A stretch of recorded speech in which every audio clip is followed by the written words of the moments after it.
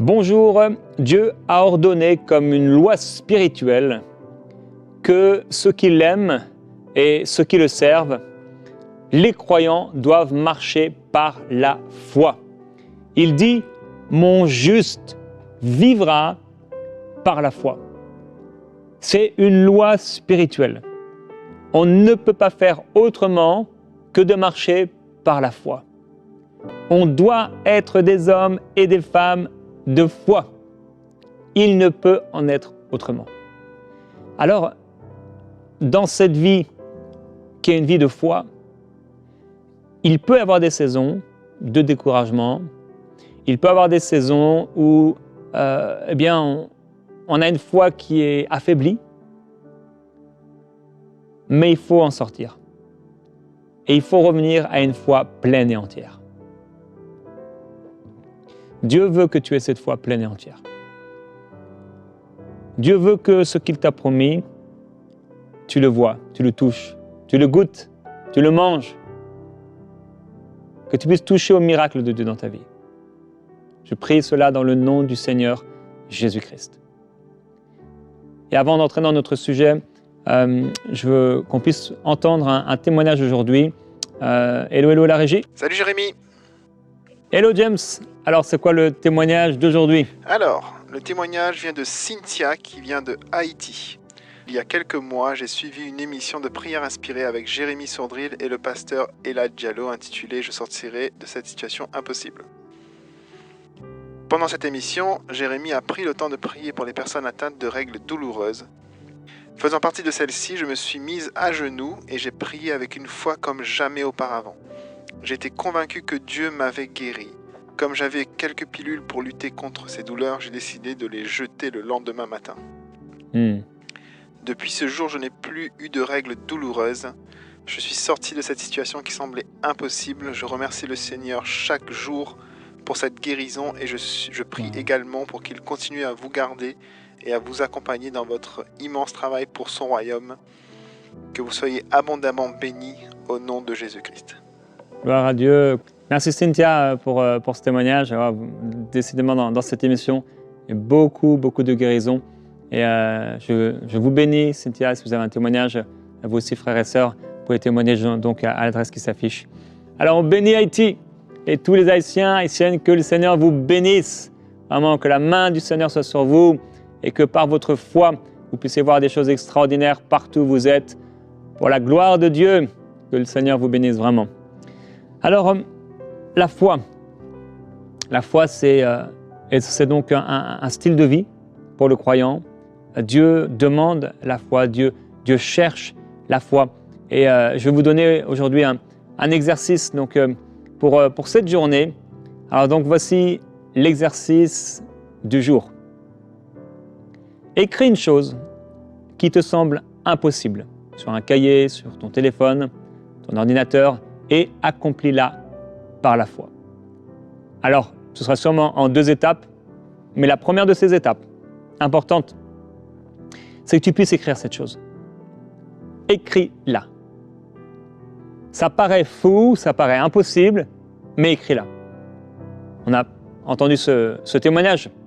Donc cette sœur qui est là, elle a des règles douloureuses, ça fait longtemps, on en a entendu une autre cette semaine, je crois que ça faisait 12 ans qu'elle avait des règles douloureuses. C'est terrible. Eh bien, on peut avoir des situations comme ça dans nos vies, mais le fait d'écrire, c'est comme le pas supplémentaire. Ok, on le sait, c'est comme la prière, vous savez, il y a des choses, on le sait, on pourrait prier à l'intérieur, mais on doit les confesser, on doit les dire. Quand on les dit, quand on les parle, c'est un pas supplémentaire. C'est encore un autre pas de proclamer la parole de Dieu avec autorité et de déclarer des choses à l'avance, c'est aussi un pas. Et il y a le pas d'écrire la promesse. Alors, mon juste vivra par la foi. On retrouve ce verset dans Hébreux, au chapitre 10, au verset 37. Il est écrit, je vais lire le verset 35. « N'abandonnez donc pas votre assurance qui comporte une grande récompense. Vous avez en effet besoin de persévérance. » Et le Seigneur veut dire ça à quelqu'un aujourd'hui. Tu as besoin de persévérance. Afin qu'après avoir accompli la volonté de Dieu, vous obteniez ce qui vous est promis. Car encore un peu de temps, bien peu, et celui qui doit venir, ou celui qui doit se manifester, ou celui qui doit régler cette situation, celui qui doit venir, ou celui qui doit agir, viendra, il ne tardera pas. Et mon juste vivra par la foi. Mais s'il se retire, mon âme ne prend pas plaisir en lui. Tu ne peux pas te retirer. Mon frère, ma sœur, on ne peut pas se retirer. Tu vas marcher par la foi jusqu'à la fin. Et ta foi va grandir. Ta foi va se fortifier. Cette chose que Dieu t'a dite, ça va se passer. Il va le faire. Et donc, mon juste vivra par la foi, qu'on retrouve donc ici dans le Nouveau Testament. On le retrouve également dans l'Ancien Testament, entre autres dans le livre d'Habakkuk. Il est écrit au verset 1. « Je vais prendre mon tour de garde. Je vais me tenir sur le rempart. Je vais guetter pour voir ce qu'il me dira. Est-ce que je répliquerai au sujet de mes doléances ? L'Éternel me répondit en ces termes. Écris la vision. Grave-la sur les tablettes, afin qu'on la lise couramment. » Cette vision que Dieu t'a donnée, que tu vas écrire, grave-la et lis-la couramment. Car c'est une vision dont l'échéance est fixée, elle aspire à son terme, elle ne décevra pas. Si elle tarde, attends-la. Ça veut dire que oui, et nous n'aimons pas ça, il y a des temps d'attente, il y a des temps où le Seigneur t'a dit et cette chose n'arrive pas, et tu dis, mais Seigneur, jusqu'à quand ? Le Seigneur te dit, attends, ne faiblis pas dans la foi. Ne baisse pas tes armes. Ne baisse pas ton intensité dans la prière. N'arrête pas de déclarer la parole. N'arrête pas de prier pour cette chose ou de proclamer cette chose, de dire, de lire cette chose. Et continue. Car elle s'accomplira, c'est certain. Elle ne sera pas différée. Voici que son âme est enflée, elle n'est pas droite en lui, ou s'il se retire, mon âme ne prend pas plaisir en lui. Mais le juste vivra par sa foi. Donc, dans l'Ancien et dans le Nouveau, il nous faut marcher par la foi, mais si on se retire de ce chemin de foi, on ne plaît pas à Dieu. Le Seigneur veut t'encourager à te positionner dans la foi et à rester sur ton tour de guet, sur le rempart, là dans la prière. Recevoir l'instruction divine, recevoir les encouragements que Dieu te donne et les écrire la vision. Qu'est-ce que tu veux que Dieu fasse dans ta vie ? Ou quelle est cette chose que Dieu t'a montrée ? C'est peut-être même pour dans 10 ans, pour dans 20 ans, ça va s'accomplir. Il faut que tu écrives ça. Et juste avant l'émission, tout à l'heure, je crois que le Seigneur m'a parlé d'une femme. Et tu as choisi l'adultère parce que tu étais découragé de ton mariage. Et tu te dis, c'est pas possible, c'est une situation impossible. Et tu as été tellement découragé que tu as été affaibli spirituellement. Tu as été affaibli dans la prière. Et il y a une porte qui a été ouverte. Et tu as glissé. Et maintenant, tu as commis l'adultère.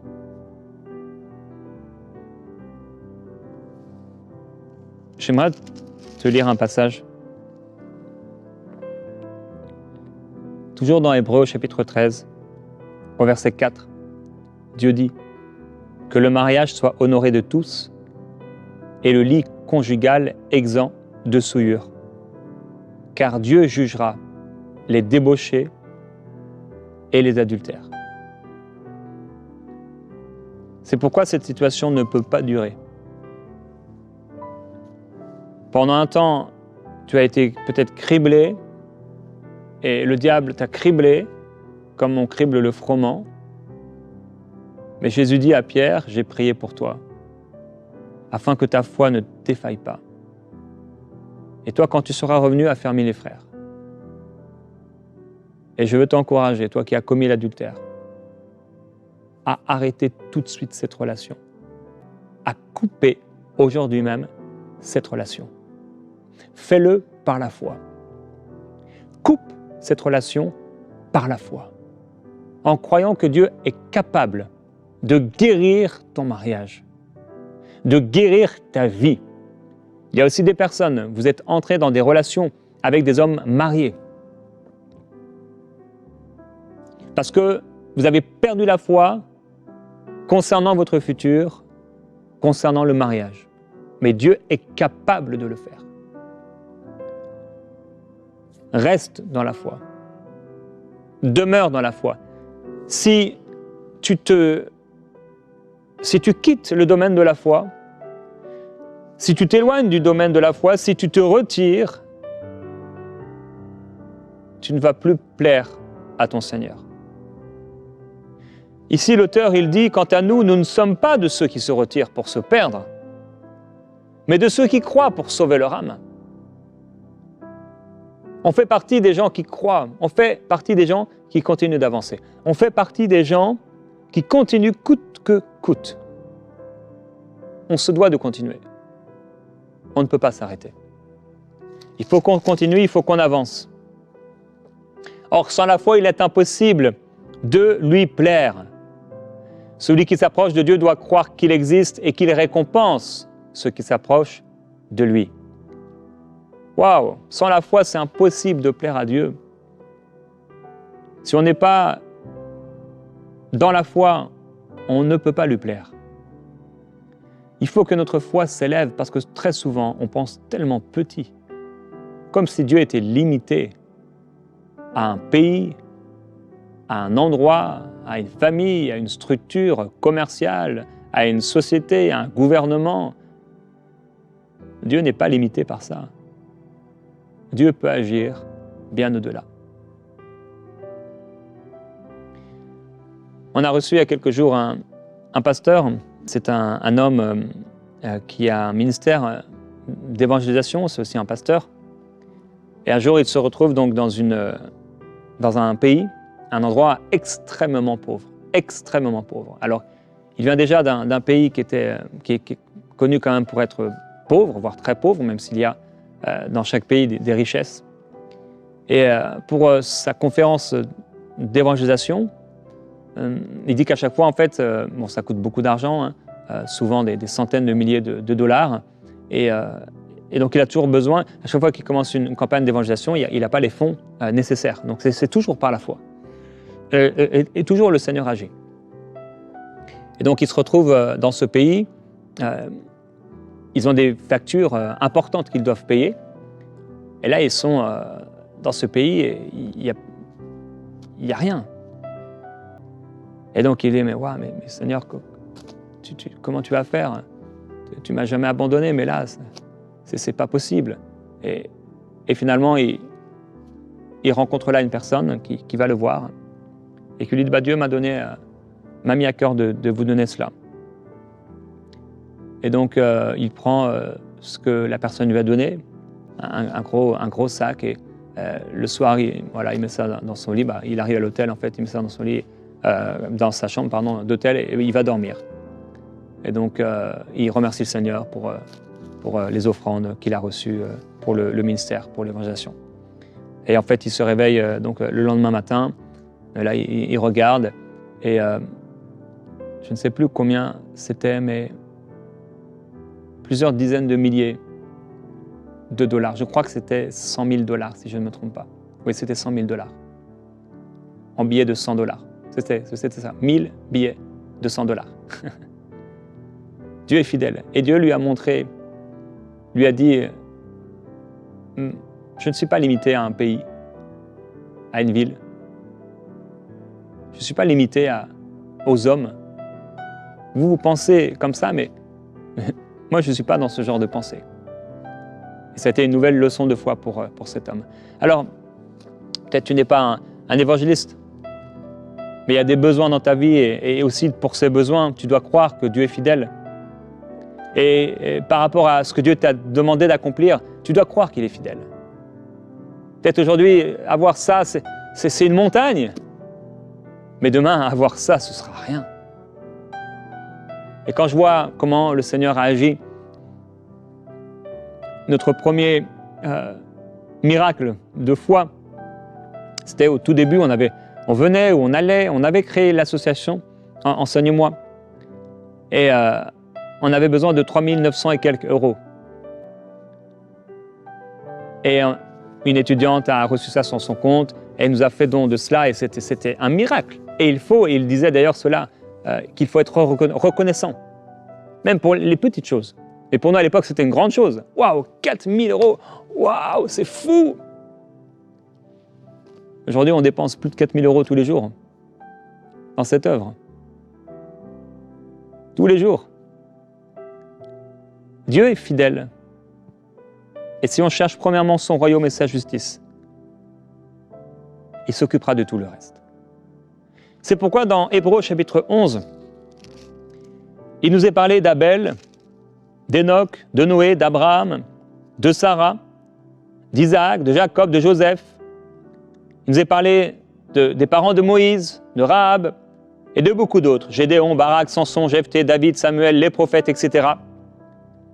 Et ils ont agi par la foi.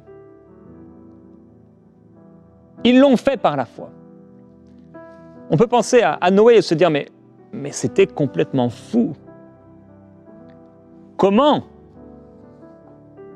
il a pu faire une telle chose?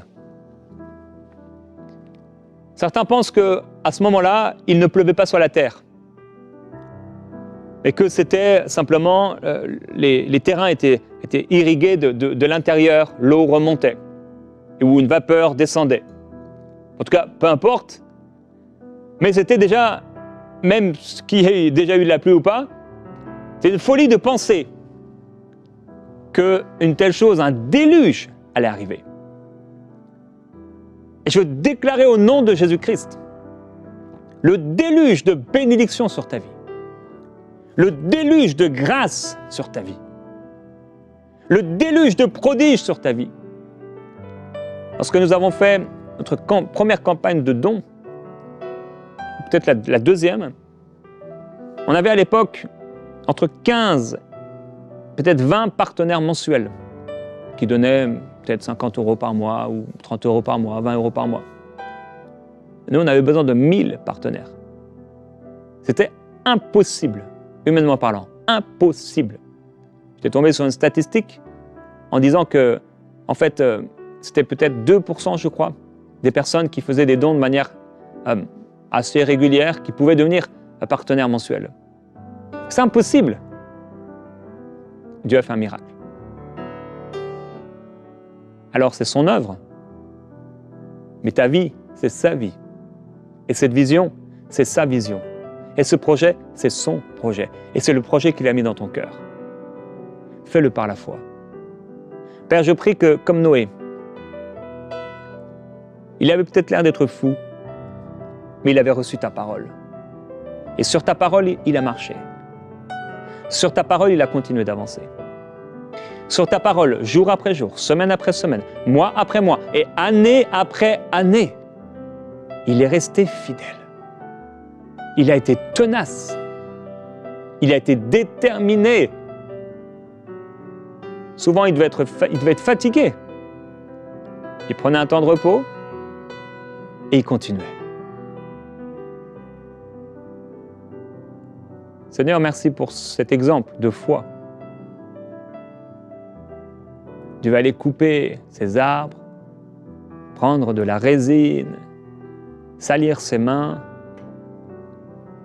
Nuit, jour, les gens qui se moquaient autour de lui, ses fils qui souvent peut-être devaient le prendre pour un fou, qui peut-être même avaient honte, mais dans son cœur, il y avait ta parole. Et ça a été gravé sur son cœur. Tu nous dis aujourd'hui, Seigneur Jésus, de de persévérer. Et il n'y a pas d'autre choix de persévérer. Et je prie, Père Céleste, que les yeux se tournent vers toi. Et que les yeux se tournent sur Jésus-Christ, qui est l'auteur de la foi et qui la mène à la perfection. Il y a quelqu'un qui ne croit plus, il y a quelqu'un qui est découragé, il y a quelqu'un qui, comme cette femme, est tombé, a glissé dans quelque chose de mauvais parce qu'elle était tellement fatiguée. Elle était tellement découragée. Au bout d'un moment, son cœur est tombé dans l'incrédulité, dans un doute si profond, un doute si grand, qu'elle s'est arrêtée. Elle est tombée là sur le bord de la route, dans le fossé.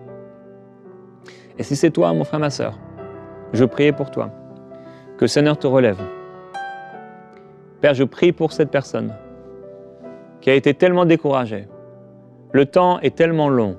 L'épreuve est tellement difficile. Son cœur n'a pas tenu. Mais il s'est détaché. Et toi qui fais grâce, toi qui es bon, toi qui es compatissant, toi qui es miséricordieux, toi qui es bienveillant, je te demande de la toucher maintenant, Seigneur, et de la relever par le Saint-Esprit. Je prie, à cause de cette prière, Seigneur, que sa vie soit transformée, que l'espérance renaisse dans son cœur par le Saint-Esprit. Je t'appelle, Saint-Esprit, à faire revivre cette personne, à faire revivre cette vision, à ressusciter ce qui est mort en elle, pour lui redonner l'espoir, pour lui redonner cette foi, cette vitalité, cette vigueur, cette espérance qui ne trompe pas. Tu n'es pas comme de l'eau qui déçoit. Tu ne trompes pas, Seigneur. Je prie qu'elle soit relevée au nom de Jésus-Christ. Je prie qu'elle tienne ferme. Je prie qu'il aille jusqu'au bout, qu'il ne s'arrête pas. Avec la force que tu lui donnes, donne-lui une force nouvelle. Seigneur, donne-lui des forces nouvelles. Le Seigneur te donne des forces nouvelles. Au nom de Jésus, reçois cette force nouvelle. Par la foi, saisis cette force. Seigneur, je ne la sens peut-être pas, mais je la reçois. Je crois que tu me la donnes. Seigneur, tu me la donnes. Je la reçois. J'ouvre mon cœur. Je reçois des forces nouvelles. Je reçois une espérance nouvelle. Oh, je reçois une vision nouvelle. Je ne sais pas comment ça va venir. Je ne sais pas de quelle forme, quelle forme ça va prendre, de quelle façon ça va venir. Mais Seigneur, je dis oui. Je saisis cela par la foi. Je prie par la foi. Le Seigneur t'a donné une promesse. Commence à prier pour cette chose. Commence à déclarer, le Seigneur va le faire.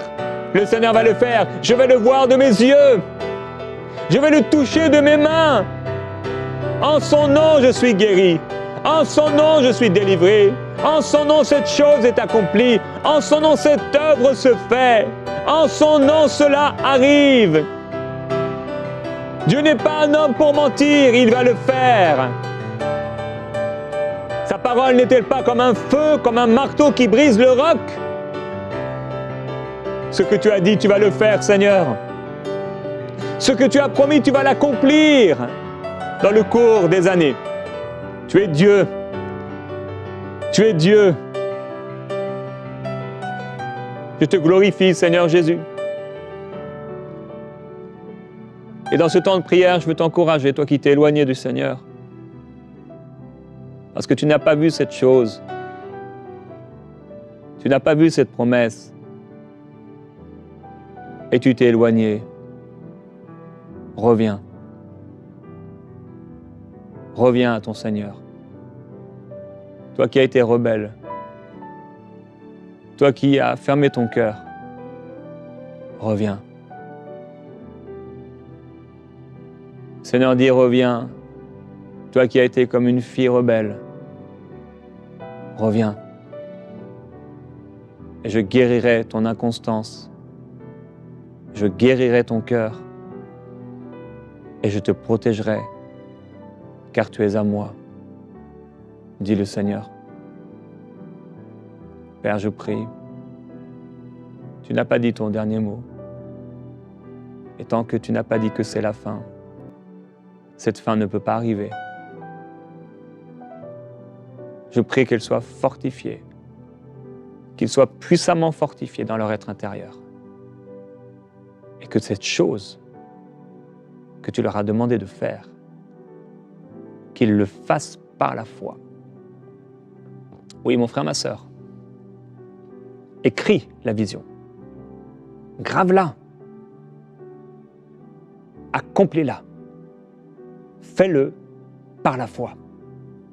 Et tu verras la puissance du Seigneur se lever dans ta vie et tu verras combien Dieu est fidèle.